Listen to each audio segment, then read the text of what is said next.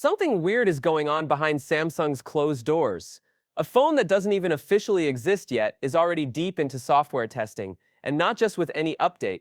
It's skipping the line and jumping straight to Android 16 with One UI 8. You'd expect this kind of early treatment for a flashy flagship, right? But no, this is the Galaxy S25 FE, and it might just be the wild card in Samsung's entire lineup. Welcome back, folks. Sam here.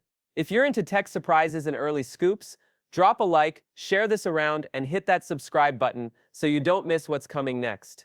Now let's start with what really caught everyone off guard. Samsung's already developing firmware for the US unlocked version of this phone. That's way earlier than usual, and it means the launch could be closer than anyone thought. But what really makes this exciting is that the S25 FE is expected to come out of the box with the latest Android 16 and One UI 8.0. While some current premium phones are still waiting for Android 15, it's like this phone is time traveling into the future and bringing us along.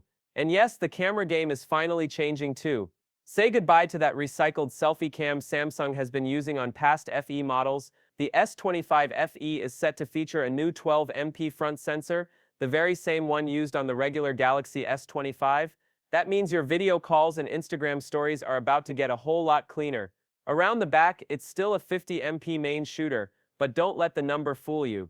Thanks to a new processor and improved image algorithms, we're looking at way better dynamic range, sharper edges, and cleaner low-light shots. This isn't just a camera tweak, it's a visual upgrade disguised as hardware recycling.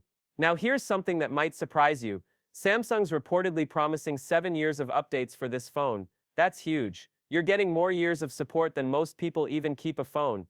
And just like the S21 FE before it, this one might actually outlast the regular S25 in terms of software updates. Think about that. A fan edition outliving a flagship? That's wild. Now let's talk brains. You're not getting the latest Snapdragon or a next-gen Exynos chip. Instead, the S25 FE is expected to use last year's Exynos 2400.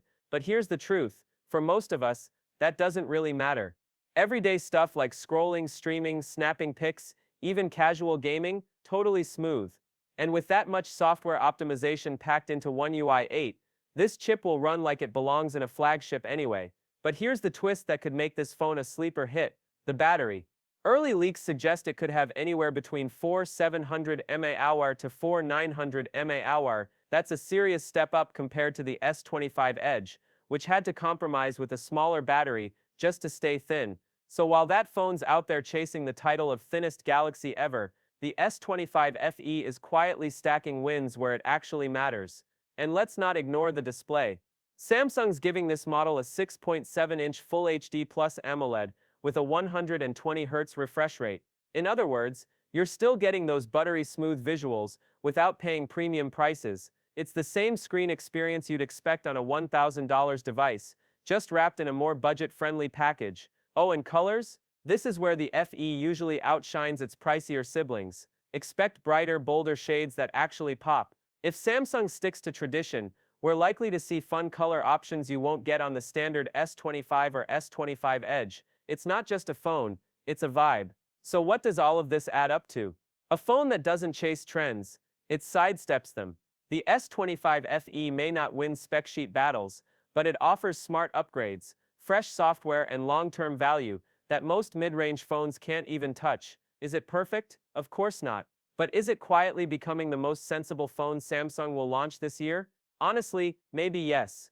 And if the leaks hold up, we won't have to wait much longer. It's rumored to drop in Q4, so if your current phone's holding on, now might be a good time to wait just a little longer. So what do you think? Would you go for long-term support and real-world performance over bleeding-edge specs?